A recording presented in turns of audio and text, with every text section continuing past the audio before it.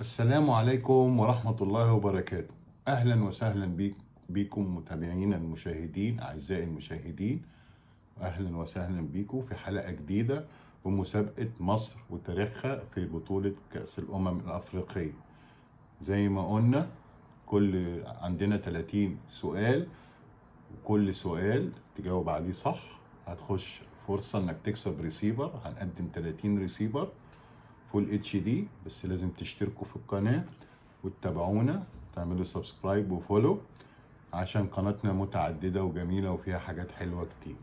سؤال النهاردة سؤال رقم 6، وهو بيقول ايه اكتر لاعب في تاريخ مصر لعب مباريات في كأس الأمم الأفريقية بفانيلة مصر؟ نعيد، ايه اكتر لاعب في منتخب مصر لعب مباريات في كأس الأمم الأفريقية؟ عندنا 3 اختيارات، هل هو حسام حسن ولا عصام الحضري ولا أحمد حسن؟ هل هو حسام حسن ولا عصام الحضري ولا أحمد حسن الصقر يعني؟